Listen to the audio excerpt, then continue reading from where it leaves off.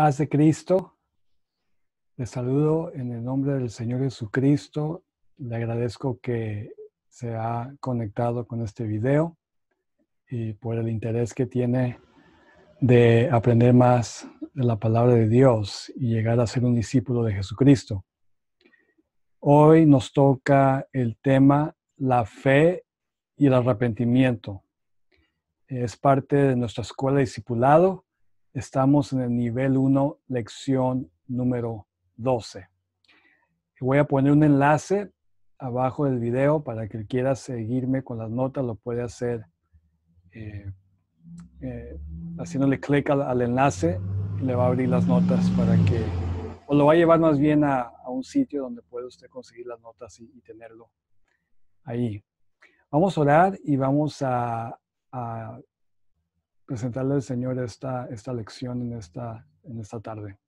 Gracias te damos, Jesús, porque tú eres bueno. Gracias, Señor, porque tu palabra es viva y es eficaz. Te pedimos, Señor, que tú nos hables a través de tu palabra, que esta enseñanza sea de edificación y de ayuda. Danos un espíritu de revelación y de sabiduría para captar y entender tu palabra, este tema de la fe y el arrepentimiento. Te lo pedimos todo en el nombre del Señor Jesucristo. Amén. Una vez más, bienvenidos a nuestra escuela de discipulado. Estamos en nivel 1, lección número 12. La lección de hoy se llama La fe y el arrepentimiento. La fe y el arrepentimiento. En esta lección vamos a contestar estas dos preguntas. ¿Por qué es importante la fe y cómo se relaciona esta con el cambio de vida? Vamos a ver cómo la fe y el arrepentimiento se conectan. El texto para memorizar está en Primera de Juan, capítulo 5, versos 3 y 4, donde dice, este es el amor a Dios, que guardemos sus mandamientos, y sus mandamientos no son gravosos, porque todo lo que es nacido de Dios vence al mundo, y esta es la victoria que ha vencido al mundo, nuestra fe. Este verso dice que nuestra fe, cuando tenemos fe, podemos nosotros guardar sus mandamientos y podemos nosotros nacer de nuevo, nacer de Dios y también podemos nosotros llegar a una victoria en nuestras vidas. Para obtener victorias en nuestras vidas, la salvación, necesitamos la fe. Sin fe es imposible agradar a Dios. Aquí en la introducción, en el punto número 1, recordemos que nada podemos hacer para salvarnos. No hay nada que podamos hacer para salvarnos a nosotros mismos. Dios, el Señor Jesucristo, lo hizo todo en la cruz del Calvario. Ni buenas obras, ni obediencia a las leyes de Dios podrán salvar, pues la salvación es un regalo suyo, un don de Dios que no merecemos. Entonces no podemos ganarnos la salvación con nuestras obras. Con esto no negamos el valor de las buenas obras, pero la palabra es clara al establecer que la salvación es por gracia solamente y por medio de la fe. En Efesios 2:8 dice, por gracia sois salvos por medio de la fe. La Biblia también es clara cuando dice que todos hemos pecado. Somos pecadores, necesitamos la salvación y somos salvos por medio de la gracia de Dios. Dice ahí en Romanos 3:23 que somos pecadores y que el castigo o la consecuencia o la paga del pecado es la muerte eterna. Por eso el ser humano necesitamos salvación y perdón de pecados, porque estamos viviendo bajo una condenación. Dios en su gracia ha provisto un camino para evitar el infierno y alcanzar el cielo. Y este camino es el camino de la fe puesta en nuestro Señor Jesucristo. Vamos a ir al punto número 2. Punto número 2, la fe que nos salva. La fe, necesitamos una fe para ser salvos. Romanos 3, 24 al 26 dice, justificados gratuitamente por su gracia mediante la redención que es en Cristo Jesús. Entonces, Dios nos ofrece justificación. Justificación es un perdón. gratuitamente, es gratis. ¿Mediante qué? Mediante la redención, mediante lo que Cristo ya hizo en la cruz del Calvario, a quien Dios puso como propiciación por medio de la fe en su sangre, para manifestar su justicia a causa de haber pasado por alto en su paciencia los pecados pasados, con la mira de manifestar en este tiempo su justicia, a fin de que Él sea el justo y el que justifica al que es de la fe de Jesús. Para ser salvos, para ser justificados, perdonados, redimidos, lavados con su sangre, necesitamos una fe, pero no cualquier fe, una fe en Jesucristo, ¿no? Que es la fe de Jesús. Solamente nuestra fe en Jesús nos da la salvación. Si ponemos nuestra fe en otras cosas, ahí no hay salvación. Fuera de Jesús no hay salvación. Es necesario poner nuestra fe, creer en Jesús, creer en el Evangelio, creer en la palabra de Dios, creer que Jesucristo murió por nosotros, creer y reconocer que somos pecadores y necesitamos la salvación y que solamente en Cristo hay salvación. Para ser salvos necesitamos una fe en Jesús. Vamos a leer aquí otro verso. Romanos 4, 22 al 25 dice, su fe le fue contada por justicia. Y no solamente con respecto a él se escribió que le fue contada, sino también con respecto a nosotros, a quienes ha de ser contada, esto es, a los que creemos en el que levantó de los muertos a Jesús, Señor nuestro, el cual fue entregado por nuestras transgresiones y resucitado para nuestra justificación. Una vez más, aquí nos habla de la fe. Hay que creer. Dice aquí que a los que creemos que Él fue resucitado de entre los muertos, si creemos que Jesucristo fue entregado, fue crucificado por nuestras rebeliones y nuestros pecados y nuestras transgresiones, y si creemos que Él fue resucitado, entonces nosotros podemos alcanzar esta salvación. Si no creemos en Jesucristo, no hay salvación. Nuestra fe en Jesús salva. Y esta fe se demuestra con la obediencia a su palabra. Entonces, creer en Jesucristo es creer en su palabra. Y creer en su palabra es obedecer su palabra. Mis obras de obediencia, cuando yo leo la Biblia, cuando yo la estudio, cuando yo escucho predicaciones, enseñanzas, y Dios me habla con su palabra y yo obedezco, yo hago lo que la Biblia me dice que yo debo de hacer, entonces mi fe es una fe viva. Pero si yo estoy escuchando el mensaje de la palabra de Dios y Dios me está hablando de cambiar, de mejorar, de dejar de hacer ciertas cosas y yo no cambio, mi vida sigue igual, entonces mis obras, mi comportamiento que no cambia, está dando a entender que mi fe es una fe muerta. Porque para que uno diga que tengamos fe y que hemos creído en el Evangelio, debe de haber un cambio en nuestras vidas. Debe de haber un fruto de arrepentimiento. Debe de haber nosotros, la obediencia a la palabra de Dios nos da a entender, nos enseña que hemos creído. Pero si no obedecemos, entonces realmente no hemos creído. Santiago capítulo 2, versos 21 al 24. Santiago 2, 21 al 24 dice, o hace una pregunta, ¿no fue justificado por las obras Abraham, nuestro padre, cuando ofreció a su hijo Isaac sobre el altar? Hace la pregunta, ¿que no fue Abraham justificado por sus obras? Verso 22, ¿no ves que la fe actuó juntamente con sus obras y que la fe se perfeccionó por las obras? Y se cumplió la escritura que dice, Abraham creyó a Dios y le fue contado por justicia y fue llamado amigo de Dios. Vosotros veis pues que el hombre es justificado por las obras y no solamente por la fe. Entonces las obras y la fe, dice aquí que Abraham le creyó a Dios. La Biblia menciona que Dios le dijo a Abraham que fuera a sacrificar a su hijo Isaac. Y Abraham fue y lo puso a su hijo en un altar y lo iba a sacrificar, lo iba a matar.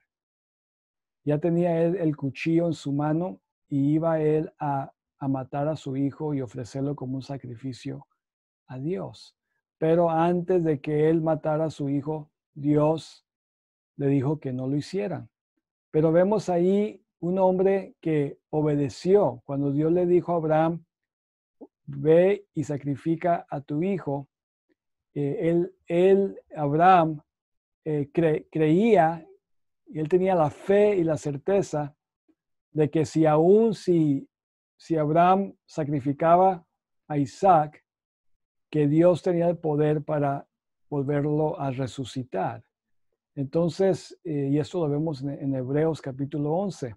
Entonces, Abraham tenía una fe, pero ¿cómo sabemos que tenía fe? Porque él obedeció a Dios. Dios le dijo, ve y sacrifica a tu hijo, y él fue y lo intentó, ¿verdad? Dios no permitió que lo hiciera, le puso un alto.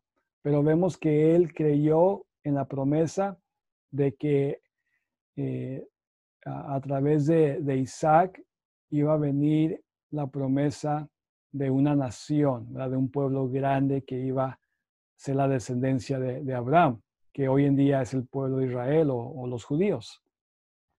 Pero dice aquí en el verso 23, y se cumplió la escritura que dice Abraham creyó a Dios. Él le creyó a Dios, tuvo fe y le fue contado por justicia. Él fue justificado porque él tuvo fe y fue llamado amigo de Dios. Entonces nosotros somos justificados no solamente por la fe, como dice el verso 24, pero también somos justificados por las obras. Nuestras obras dan a entender si tenemos fe o no tenemos fe.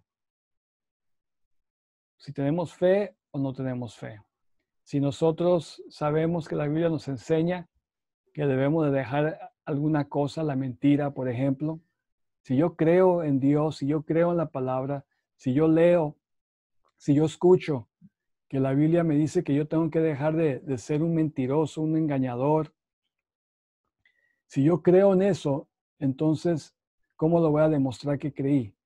Lo voy a demostrar cuando yo deje la mentira, cuando yo deje el engaño. Si yo me aparto, si yo me arrepiento, si yo dejo de mentir, entonces una obra, ¿verdad? Estoy haciendo la obra de ya no mentir, estoy dejando, hay un cambio de vida, hay un arrepentimiento genuino. Entonces, entonces eso indica que he creído en el evangelio, he creído en el mensaje.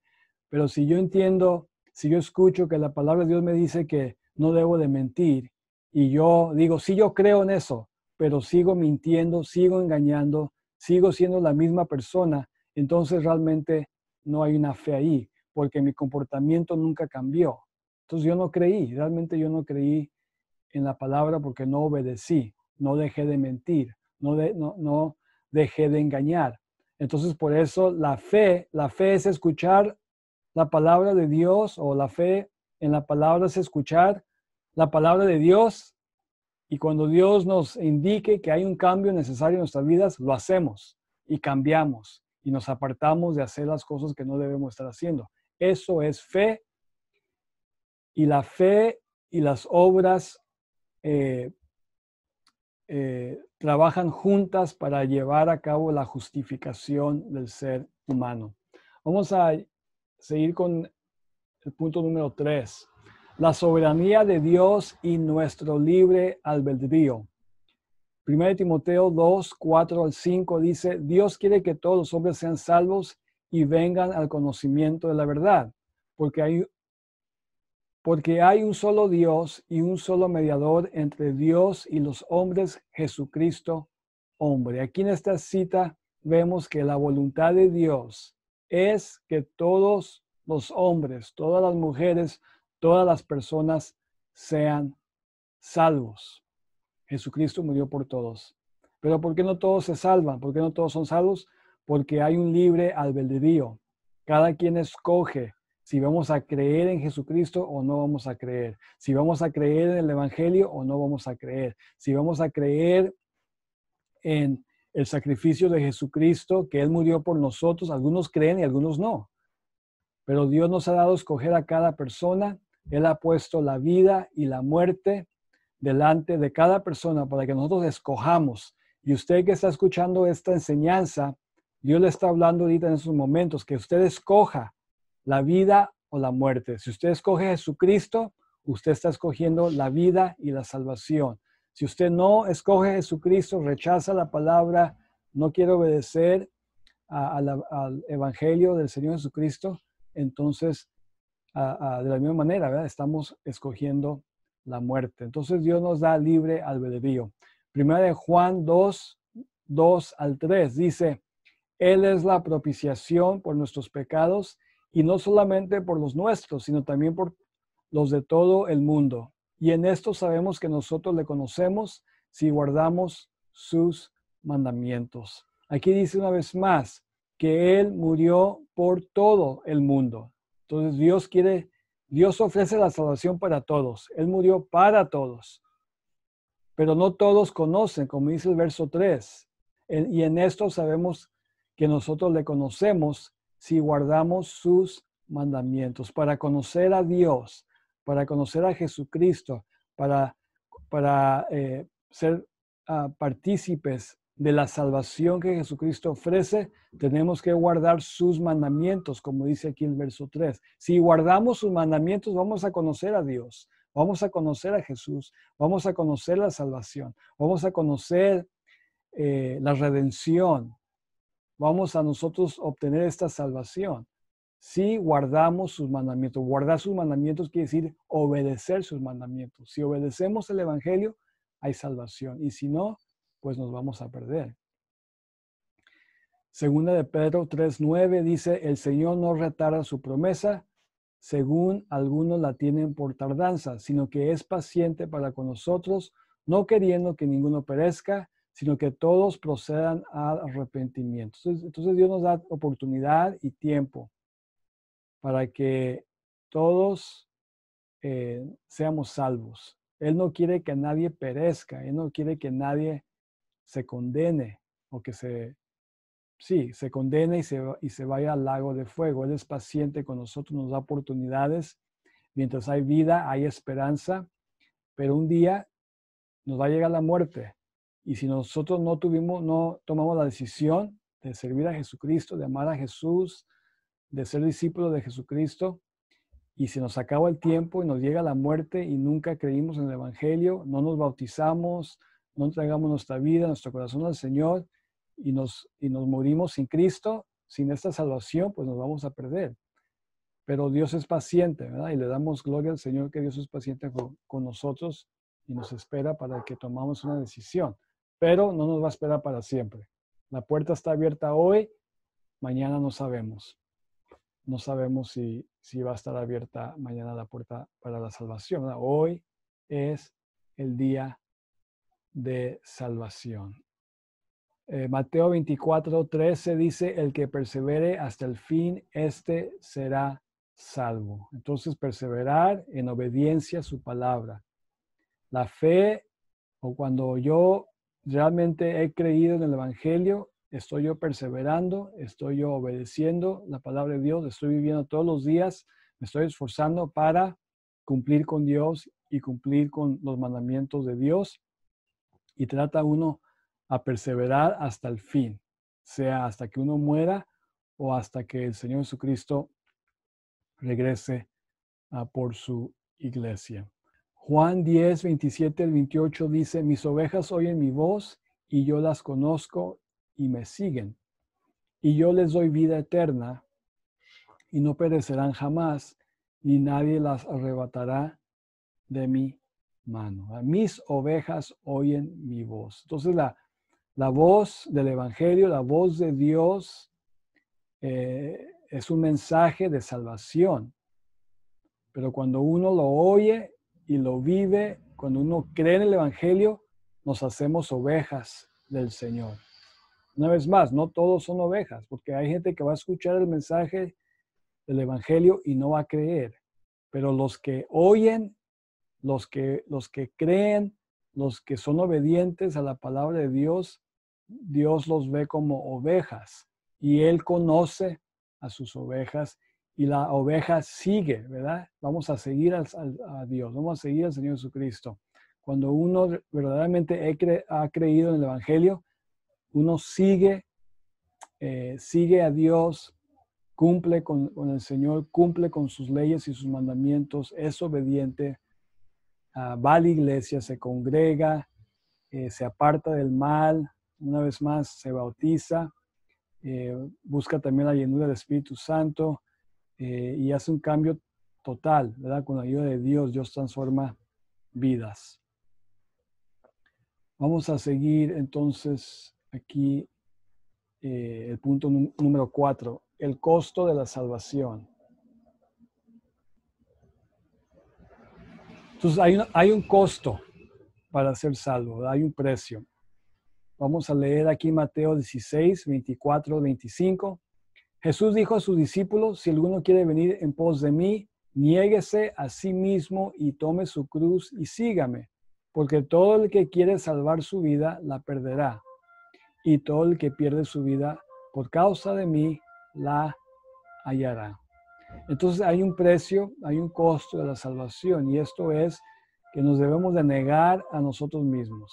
Tenemos que negarnos, tenemos que nosotros hacer un cambio, llegar a un arrepentimiento. El costo de la salvación es sencillamente dejar cosas que estamos haciendo que no le agradan a Dios. Dejar el pecado.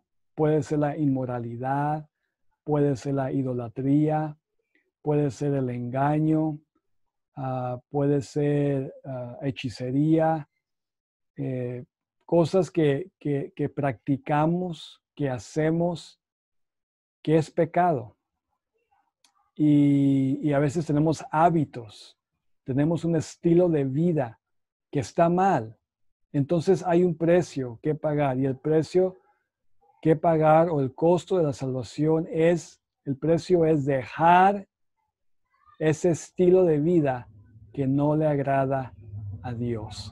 Y es lo que dice aquí este texto. Si alguno quiere venir en pos de mí, niéguese a sí mismo. Tenemos que negar esos deseos, esas pasiones, negar a hacer cosas que queremos hacerlo, pero sabemos que está mal. Sabemos que no lo debemos de hacer.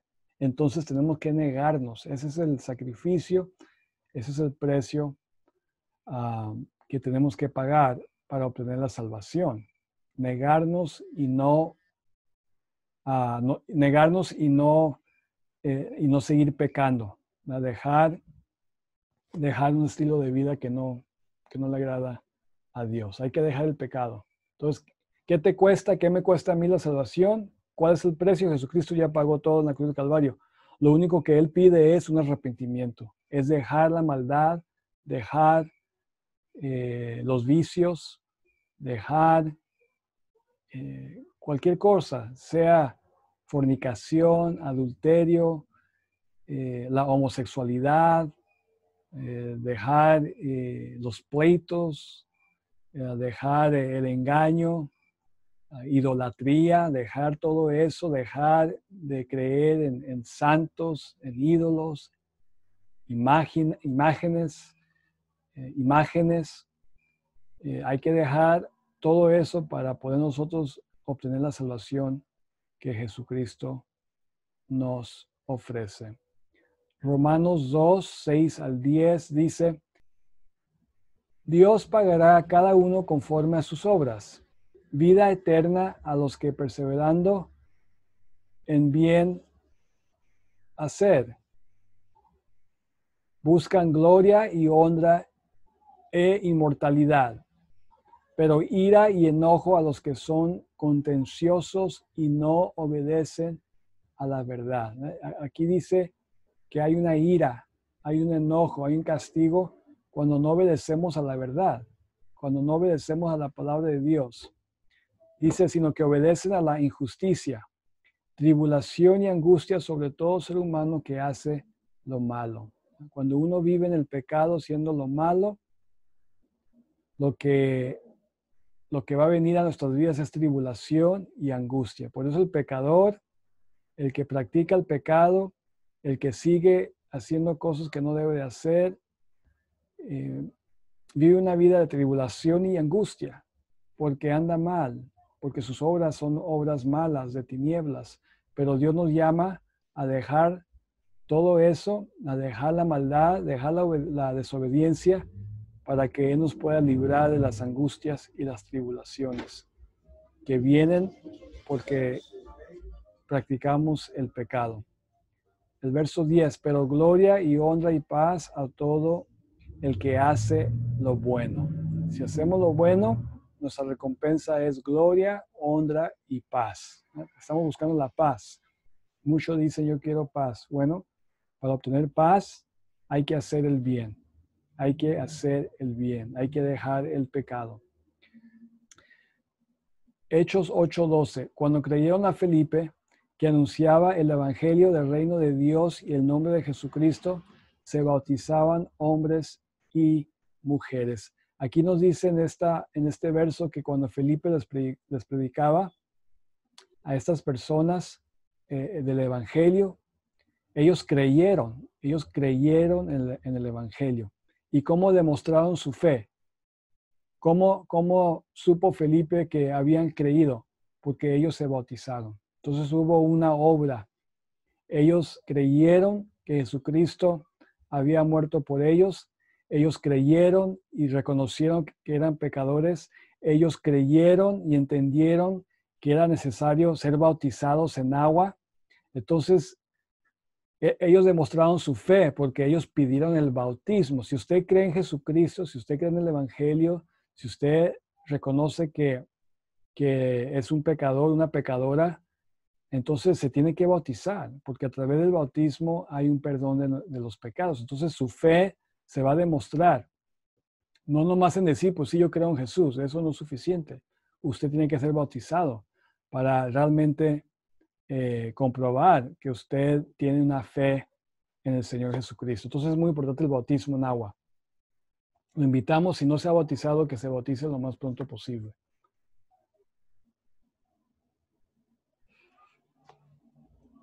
Punto número 5, el arrepentimiento. Hechos 3:19. Así que arrepentíos y convertíos para que sean borrados vuestros pecados.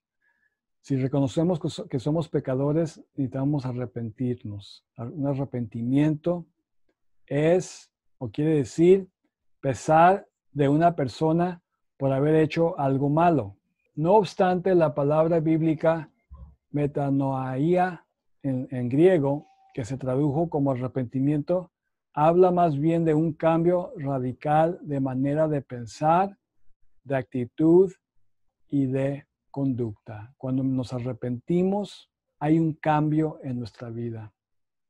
Ya no somos iguales, ya no hablamos igual, ya no nos comportamos igual, ya no hacemos lo que hacíamos antes. Es un arrepentimiento. Entonces, antes del bautismo tiene que venir un arrepentimiento a nuestras vidas. Vamos a ver aquí en Lucas capítulo 3, versos 8 al 14, otro ejemplo de lo que es el arrepentimiento.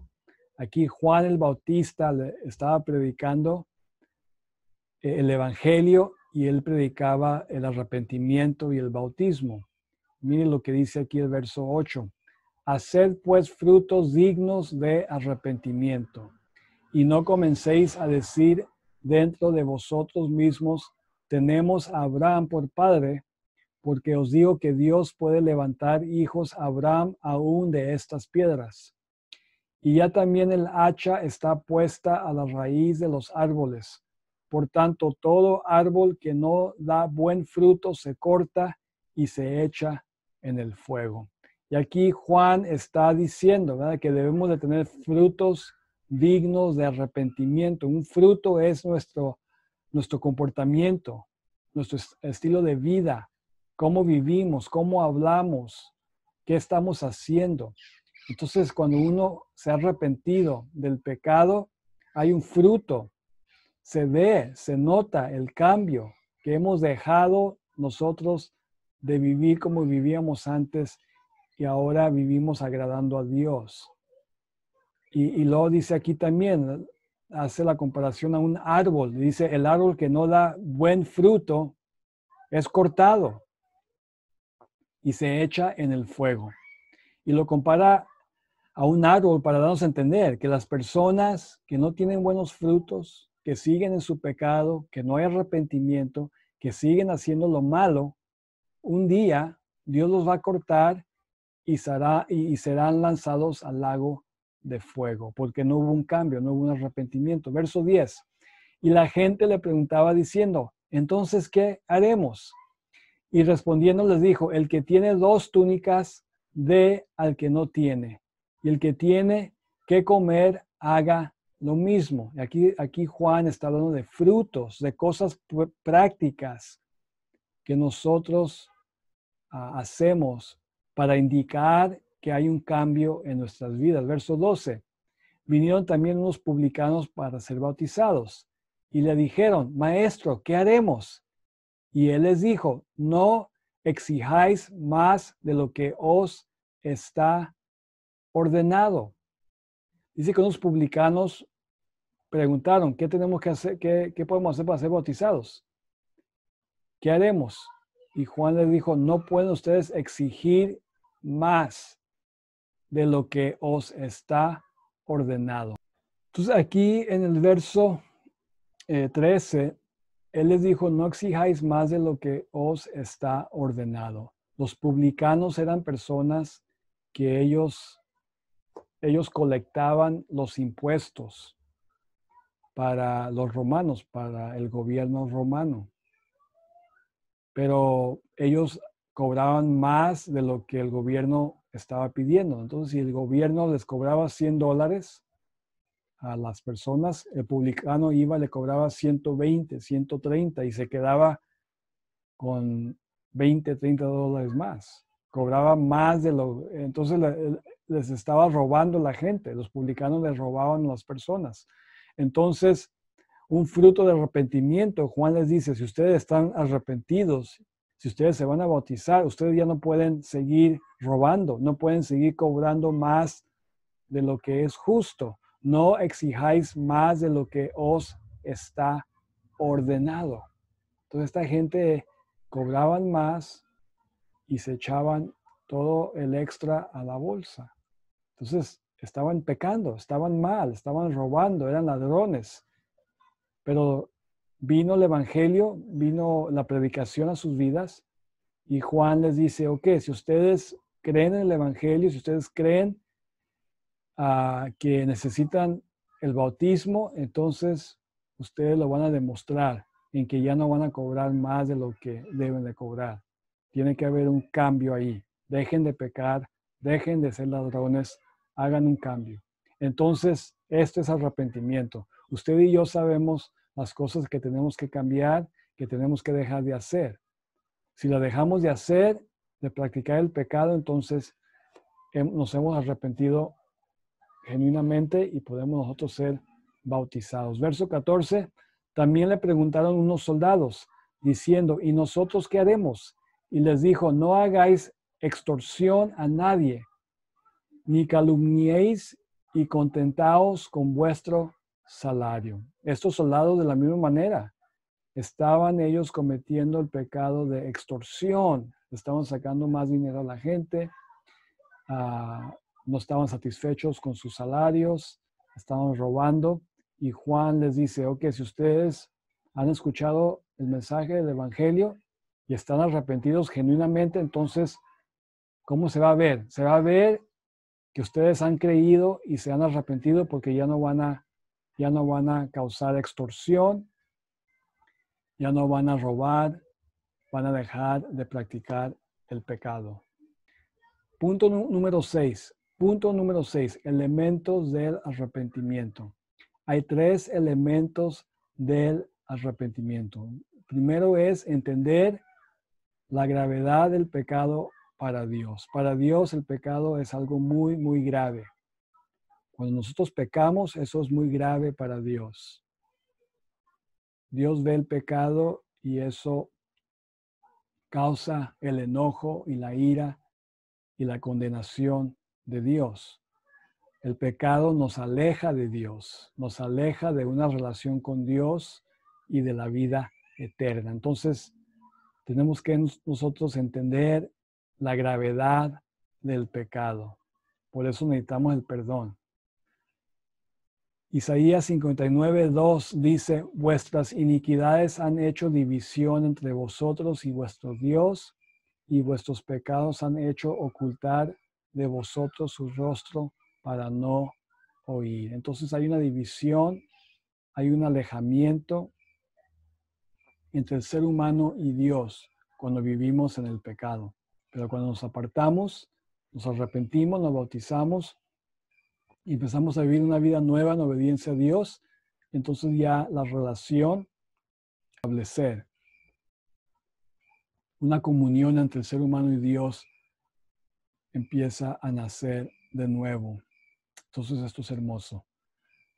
Número 2, otro elemento del arrepentimiento. ¿Cómo sé que estoy arrepentido? Voy a sentir convicción. Convicción es experimentar dolor por haber fallado a Dios. Un dolor causado por sentimiento de tristeza e indignidad ante Él. Una convicción es cuando nos sentimos mal, hay un dolor porque hemos reconocido que hemos fallado a Dios, que hemos pecado. Y no solamente es un sentimiento, una emoción, pero es algo que nos lleva a un cambio genuino, a una vida nueva. Segunda de Corintios 7, 9 al 10 dice: fuisteis contristados para arrepentimiento, porque habéis sido contristados según Dios. Porque la tristeza que es según Dios produce arrepentimiento para salvación. Si uno escucha el Evangelio y nos damos cuenta que estamos mal, que estamos en pecado, que hemos fallado, que hemos ofendido a Dios, porque Dios es santo y nuestro pecado ha ofendido a Dios. Si hay un arrepentimiento, nosotros vamos a sentir mal, vamos a sentirnos mal, va a haber una convicción, va a haber un dolor, va a haber una tristeza, como dice aquí el verso, pero no es una tristeza que solamente se siente uno mal, pero luego sigue uno viviendo igual y no hay un cambio. Entonces no fue un arrepentimiento, porque a veces nos podemos sentir mal de haber hecho algo y nos sentimos mal por un día, unos días, pero ya después lo volvemos a hacer y nos sentimos mal y decimos, ya no lo voy a hacer, y pasan unos días, pasan unas semanas, pasan unos meses y volvemos a hacerlo otra vez. Eso no es arrepentimiento. Un arrepentimiento de Dios genuino. Nos sentimos mal y ya dejamos de hacerlo porque hay un arrepentimiento verdadero. Y tercero, reconocimiento sincero de que somos pecadores, ¿verdad? Salmo 51, 3 al 4 dice: yo reconozco mis rebeliones y mi pecado está siempre delante de mí. Contra ti solo he pecado y he hecho lo malo delante de tus ojos. Entonces aquí vemos en este salmo que tenemos que reconocer nuestro pecado y reconocer que hemos pecado contra Dios y sentir un arrepentimiento, sentir un dolor genuino, pero que nos lleve a un cambio genuino. Punto número 7, los efectos del arrepentimiento. El arrepentimiento nos lleva a la confesión de los pecados. La evidencia más clara de un corazón arrepentido es cuando nosotros confesamos a Dios. El pecador arrepentido llega ante Dios y confiesa sus faltas, pues bien sabe que no podría engañar al Señor y que tratar de esconder su pecado no solo tendría provecho alguno, sino que le traería condenación y muerte. Cuando nosotros estamos genuinamente arrepentidos de nuestros pecados, nos sentimos mal y en oración confesamos. En oración podemos nosotros abrir nuestra boca, abrir nuestro corazón y decirle al Señor Jesucristo, es verdad, yo soy un pecador. Ya no puedo ocultar, ya no puedo yo esconderme, ya no puedo yo decir que no soy pecador o que no he hecho tal cosa. Uno, cuando se ha arrepentido genuinamente, lo confiesa delante del Señor. No lo confesamos delante de la gente, pero sí lo podemos confesar delante de Dios. Y si, Señor Jesucristo, verdaderamente te he fallado, perdóname. Yo quiero dejar ese pecado, ese estilo de vida, y quiero ahora agradarte y vivir para ti. Romanos 10:10 dice, porque con el corazón se cree para justicia, pero con la boca se confiesa para salvación. Entonces podemos nosotros empezar a confesar nuestros pecados delante del Señor. Salmos 32:5, mi pecado te declaré y no encubrí mi iniquidad. Dije, confesaré mis transgresiones a Jehová y tú perdonaste la maldad de mi pecado. Entonces hay que declarar, no podemos encubrir nuestros pecados a Dios. Dios ya sabe de todos modos, pero hay gente que quiere ocultar, que piensa que Dios no vio, que Dios no sabe. Dios lo ve todo, Dios lo sabe todo, pero Él está esperando que nosotros lleguemos a un arrepentimiento y que confesamos esos pecados delante de Él para que Él pueda perdonar nuestros pecados, nuestra maldad. Hechos 3:19, así que arrepentíos y convertíos para que sean borrados vuestros pecados, para que vengan en la presencia del Señor tiempos de refrigerio. Primera de Juan 1:9, si confesamos nuestros pecados, Dios que es fiel y justo, nos los perdonará y nos limpiará de toda maldad. Hay que confesar y Dios nos va a perdonar y Dios nos va a limpiar. Si no confesamos, si no nos arrepentimos, no hay perdón. Pero si lo hacemos, sí hay perdón. El arrepentimiento también nos lleva a abandonar el pecado. Primero de Pedro 2:25, vosotros erais como ovejas descarriadas, pero ahora habéis vuelto al pastor y obispo de vuestras almas. Entonces, cuando hay un arrepentimiento, nosotros abandonamos, dejamos el pecado, dejamos de vivir de una manera que no le agrada a Dios y volvemos nosotros a nuestro pastor, ¿verdad? Al Señor Jesucristo. Él es el pastor y obispo de vuestras almas. Es tiempo de volver a Dios. Si hemos estado viviendo en pecado, somos ovejas descarriadas y Dios nos invita a que volvamos, que dejemos el mundo, los placeres del mundo, que dejemos de practicar el pecado y que regresemos a Él, a nuestro Padre Celestial, que haya una sinceridad, un arrepentimiento genuino y Él nos va a perdonar. Él quiere que nos arrepintamos, que nos bauticemos y que haga un cambio genuino y que vivamos una vida en obediencia a Dios. También hay el ejemplo de el hijo pródigo en Lucas 15, donde da la historia de un hijo que pidió toda su herencia a su padre y se fue y malgastó toda la herencia y se quedó él sin dinero, sin comida. Él bajó, él llegó a estar, él llegó a no tener nada de comida y en su desesperación se fue y encontró unos cerdos, unos puercos y empezó él a comerse la comida que comían los puercos, de tanta hambre que tenía y toda esa comida que le estaban dando los puercos, él ahí también se metió con los puercos a comer, porque se quedó sin nada, porque se quedó sin nada, se quedó sin amigos, sin dinero, sin nada, malgastó toda la herencia de su padre.